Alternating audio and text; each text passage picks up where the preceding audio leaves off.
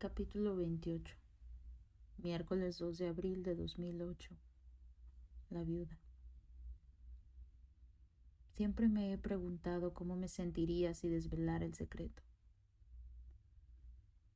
A veces fantaseo con ello y en mi cabeza me oigo decir: mi marido vio a Bella el día en el que la secuestraron.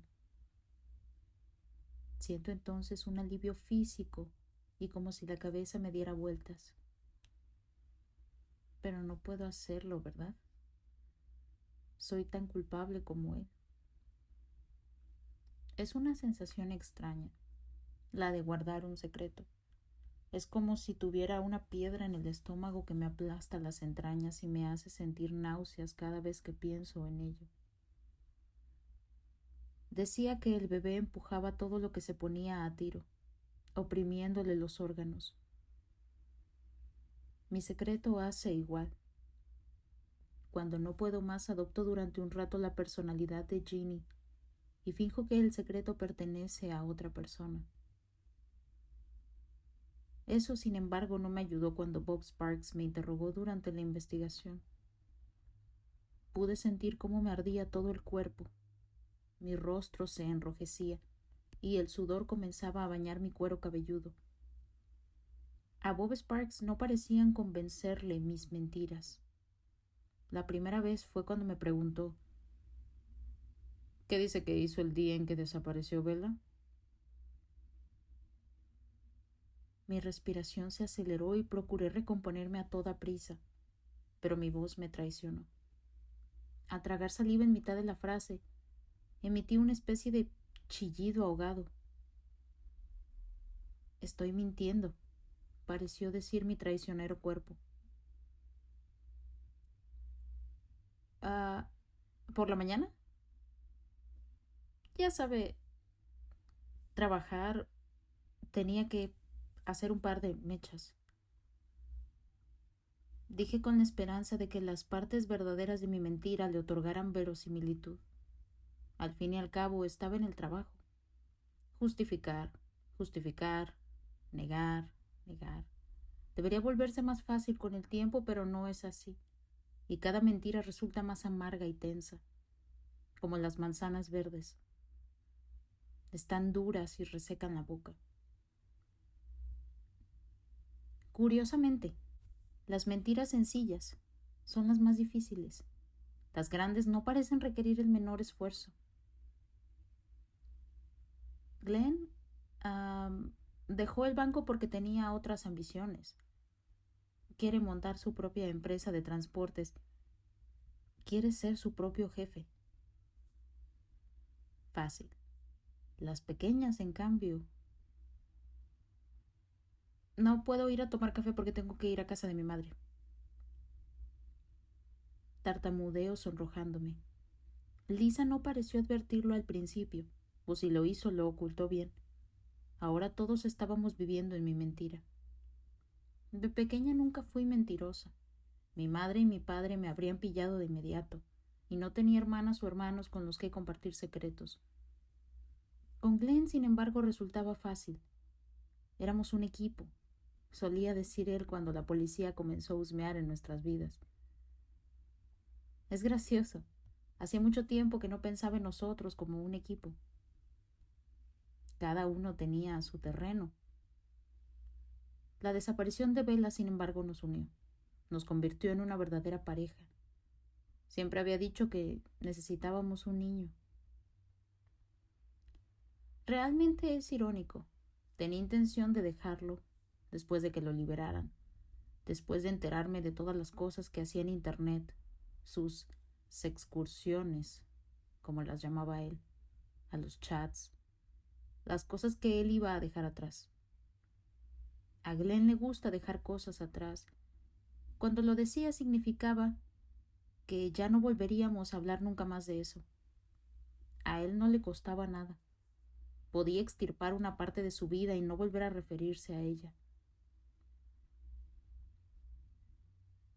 Tenemos que pensar en el futuro, Ginny, no en el pasado. Me explicaba pacientemente y atrayéndome hacia él. Me daba un beso en la cabeza. Cuando lo decía así tenía sentido y aprendí a no volver a hablar de las cosas que habíamos dejado atrás. Eso no significaba que dejara de pensar en ellas, pero se sobreentendía que no debía volver a mencionárselas. No poder tener un bebé era una de esas cosas, y también que perdiera el trabajo, y luego lo de los chats, y todas esas cosas terribles con la policía. Dejémoslo atrás, querida, me pidió el día siguiente que terminara el juicio. Estábamos tumbados en la cama a primera hora de la mañana y era tan temprano que las luces de la calle todavía estaban encendidas y se filtraban por una abertura de las cortinas. Ninguno de los dos había dormido demasiado. Demasiada excitación, afirmó Glenn. Dijo que había hecho algunos planes. Había decidido que quería volver a llevar una vida normal. Nuestra vida de siempre, tan pronto como fuera posible. Quería que todo volviera a ser como antes. Sonó tan simple cuando lo comentó que intenté olvidarme de todas las cosas que había oído sobre él. Pero no pude. Seguían escondiéndose y mirándome maliciosamente desde los recovecos más profundos de mi mente. Estuve dándole muchas vueltas antes de tomar una decisión. Al final fueron las imágenes de niños las que me convencieron de que debía hacer las maletas. Lo había apoyado desde el día en que lo acusaron del asesinato de Bella porque creía en él. Sabía que mi Glenn no podía haber hecho algo tan terrible. Pero gracias a Dios eso ya había terminado. Había sido declarado no culpable. Ahora no podía dejar de pensar en las otras cosas que había hecho. Cuando le dije que era incapaz de vivir con un hombre que mirara imágenes como esas, él lo negó todo. No es real, Ginny. Nuestros expertos dijeron en el juicio que no son auténticas niñas. Son mujeres que parecen muy jóvenes y se visten como niñas para ganarse la vida. Algunas de ellas tienen en realidad 30 y tantos años. Pero parecen niñas, exclamé. Lo hacen para gente que quiere ver a hombres y a niñas haciendo esas cosas. Entonces él se puso a llorar. No puedes dejarme, Ginny. Te necesito. Yo negué con la cabeza y me fui a buscar mi maleta. Estaba temblando porque nunca había visto a Glenn así. Él era quien siempre tenía la situación bajo control, el fuerte de los dos. Y cuando bajé del cuarto estaba esperándome para atraparme con su confesión. Me dijo que había hecho algo por mí. Dijo que me quería y que sabía que mi deseo de tener un hijo estaba consumiéndome, y eso a su vez lo consumía a él. Cuando la vio, pensó que podía hacerme feliz. Era para mí. Me explicó que fue como un sueño. Se detuvo en una calle lateral para almorzar y leer el periódico, y la vio en la verja del jardín mirándolo. Estaba sola. No pudo evitarlo. Cuando me lo contó, me rodeó con los brazos y no pude moverme. Quería traerla a casa para ti y se encontraba ahí de pie y yo sonreí y ella extendió los brazos hacia mí. Deseaba que la tomara en brazos. Yo salí de la furgoneta, pero no recuerdo nada más. Lo siguiente que me viene a la memoria es estar conduciendo la furgoneta para venir a casa. No le hice daño, Ginny. Fue como un sueño. ¿Crees que fue un sueño, Ginny?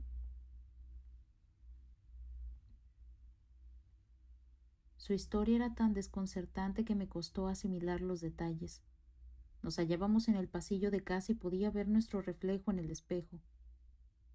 Era como si estuviera sucediendo todo en una película. Glenn se inclinó un poco para que nuestras cabezas se tocaran y sollozaba en mi hombro mientras yo permanecía mortalmente lívida. Le acaricié el pelo y lo hice callar, pero no quería que dejara de llorar. Temía el silencio que pudiera darse a continuación. Quería preguntarle muchas cosas, aunque también había muchas otras que prefería no saber. Al cabo de un rato, Glenn dejó de llorar y nos sentamos en el sofá.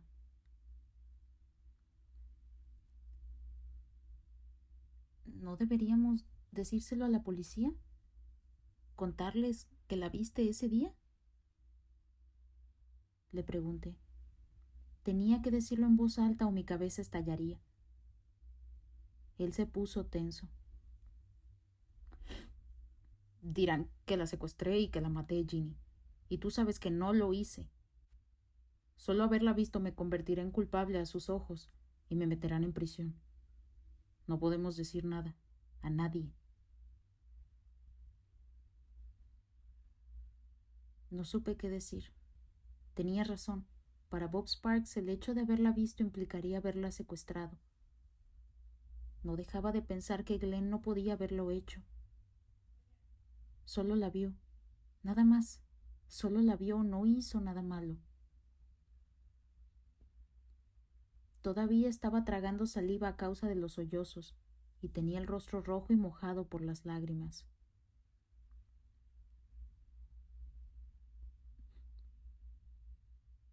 No dejo de pensar que quizá lo soñé.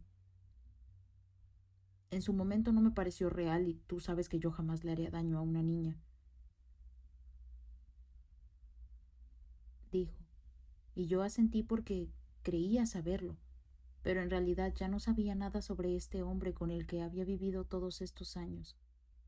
Era un desconocido, aunque también era cierto que estábamos más unidos de lo que nunca habíamos estado. Me conocía mi debilidad, sabía que yo habría querido que la tomara y la trajera a casa. Estaba segura de que mi obsesión era lo que había causado este problema. Luego, cuando estaba en la cocina preparándole una taza de té, me di cuenta de que no había utilizado el nombre de Bella. Era como si para él ella no fuera real. Llevé mi maleta al cuarto y la deshice mientras Glenn se quedaba en el sofá viendo un partido de fútbol en la tele. Con toda normalidad, como si no hubiera pasado nada. No volvimos a hablar sobre Bella. Glenn se portaba muy bien conmigo y no paraba de decirme que me quería, y se aseguraba de que estuviera bien. Continuamente comprobaba cómo estaba. ¿Qué estás haciendo, Ginny?, solía preguntarme cuando me llamaba el móvil. Seguíamos, pues, con nuestras vidas. Pero Bella estaba con nosotros todo el tiempo. Aunque no habláramos sobre ella ni mencionáramos su nombre, seguíamos con nuestras vidas mientras el secreto comenzaba a crecer en mi interior, oprimiéndome el corazón y el estómago y haciendo que vomitara en el retrete del primer piso cuando me despertaba y lo recordaba. Él se sintió atraído por Bella por mi culpa. Quería encontrar una niña para mí y no podía evitar preguntarme qué habría hecho yo si la hubiera traído a casa. La habría querido. Eso es lo que habría hecho. Simplemente la habría querido. Habría sido mía. Casi lo fue. A pesar de todo, Glenn y yo seguimos durmiendo en la misma cama. Mi madre no podía creérselo. ¿Cómo puedes soportar tenerlo cerca, Ginny? Después de todas las cosas que hizo con esas mujeres y con ese hombre. Normalmente mi madre y yo nunca hablábamos sobre sexo. Fue mi mejor amiga de la escuela la que me contó cómo se hacían los niños y me explicó lo de la regla. A mi madre le costaba hablar sobre esas cosas. Era como si le parecieran algo sucio. Supongo que el hecho de que la vida sexual de Glenn hubiera aparecido en los periódicos hizo que le resultara más fácil hablar sobre ello. Al fin y al cabo, ahora todo el país estaba al tanto. Era como hablar sobre alguien a quien no conocía en persona. No es real, mamá. Era todo una fantasía, le dije mirándola a los ojos. El psicólogo dijo que se trata de algo que todos los hombres hacen mentalmente. Tu padre no. contestó ella. En cualquier caso, hemos decidido dejar todo esto atrás y mirar al futuro, mamá. Ella se quedó mirando como si fuera a decir algo importante, pero al final se quedó callada. Es tu vida, Jean. Tienes que hacer lo que creas más adecuado. Nuestra vida, mamá. Mía y de Glenn. Glenn me dijo que debería comenzar a buscar un trabajo, en otra zona.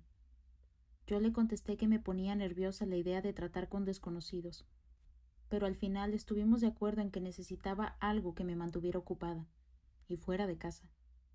Luego añadió que había vuelto a considerar la idea de montar su propio negocio, pero no conduciendo. Algo en Internet, algún tipo de servicio. Todo el mundo está haciéndolo, Ginny. Es dinero fácil y tengo los conocimientos necesarios. Quise decirle muchas cosas, pero al final me pareció mejor no hacerlo. Nuestro intento de mirar al futuro duró poco más de un mes. Yo comencé a trabajar los viernes y sábados en una gran peluquería de la ciudad, lo bastante grande para que fuera anónima y con muchos clientes desconocidos y pocas preguntas fisgonas. Era más elegante que Hair Today, y los productos para el pelo eran muy caros. Se notaba que costaban una fortuna porque olían a almendra. Los días que me tocaba trabajar cogía el metro hasta la calle Bond, y el resto lo hacía a pie. Me sentaba bien, mejor de lo que esperaba. Glenn se quedaba en casa delante de la pantalla del ordenador, construyendo su imperio, como lo llamaba. Se dedicaba a comprar y a vender cosas en eBay, cosas de coches. No dejaba de recibir paquetes que dificultaban el paso por el vestíbulo de casa. Pero al menos estaba ocupado. Yo lo ayudaba un poco envolviendo cosas y yendo a correos en su lugar. Entramos en una rutina. Pero ninguno de los dos fue capaz de dejar el caso atrás. Yo no podía evitar pensar en Bella, mi casi niña pequeña. A veces me sorprendo a mí misma pensando que debería haber sido nuestra, que debería estar aquí con nosotros, nuestra pequeña. A veces me sorprendí a mí misma deseando que Glenn la hubiera secuestrado aquel día. Él, sin embargo, no pensaba en Bella. Estaba obsesionado con lo de la incitación a la comisión de un delito. Andaba todo el día pensativo, sin parar de darle vueltas a la cuestión, y cada vez que aparecía algo en la televisión sobre la policía se ponía hecho una furia y comenzaba a decir que le habían arruinado la vida. Intenté convencerlo de que lo dejara estar y que mirara al futuro, pero él no quería escucharme. Debió de hacer una llamada telefónica, porque un jueves por la mañana Tom Paine vino a vernos para hablar de la presentación de una demanda al cuerpo de policía de Hampshire. Obtendríamos una compensación por lo que le habían hecho a Glenn, nos explicó. Deberían pagar. Me pasé meses encerrado por culpa de sus triquiñuelas, dijo Glenn, y yo fui a preparar unas tazas de té. Cuando volví estaban calculando cifras en el gran cuaderno de páginas amarillas de Tom. A Glenn siempre se le dieron muy bien los números. Era muy listo. Después de hacer el último cálculo, Tom dijo: Creo que deberías recibir 250,000. Y Glenn soltó un grito de alegría como si le acabara de tocar la lotería. A mí me entraron ganas de decir que no lo necesitábamos y que no quería ese dinero sucio, pero me limité a sonreír y a tomar de la mano a Glenn. Fue un proceso largo, pero a Glenn le proporcionó un nuevo foco para su atención. Dejó de recibir paquetes de eBay y en vez de eso se sentaba a la mesa de la cocina con el periódico y se ponía a leer artículos y a tachar o a subrayar cosas con sus nuevos rotuladores de colores, o a hacerles agujeros a distintos documentos para archivarlos en sus distintas carpetas. A veces me leía un fragmento para que le diera mi opinión. El efecto del caso y el estigma que conlleva ha provocado que el señor Taylor sufra actualmente frecuentes ataques de pánico cada vez que sale de casa. Me leyó un día. ¿Ah, sí? Contesté. No me había enterado. Desde luego no eran como los ataques de pánico de mi madre. Bueno, me altero mucho. ¿Crees que querrán un informe médico? En cualquier caso, tampoco salíamos demasiado, solo a hacer la compra y al cine. Solíamos ir muy pronto y comprábamos en grandes supermercados anónimos en los que no había que hablar con nadie, aunque a él casi siempre lo reconocían. No era de extrañar. Durante el juicio su fotografía había aparecido cada día en los periódicos y las chicas de las cajas lo reconocían. Le propuse ir yo sola, pero él no quiso oír hablar de eso. No quería que pasara por algo así yo sola. Así pues, cuando nos encontrábamos en una situación como esa, él me tomaba de la mano y yo aprendía a fulminar con la mirada a todo aquel que se atreviera a decir algo, cerrándole la boca. La cosa era más difícil cuando me encontraba en la calle con alguien a quien conocía. Algunos cambiaban de acera y fingían que no me habían visto. Otros querían saberlo todo y me sorprendía a mí misma contando lo mismo una y otra vez. Estamos bien. Sabíamos que la verdad saldría a la luz, que Glenn es inocente.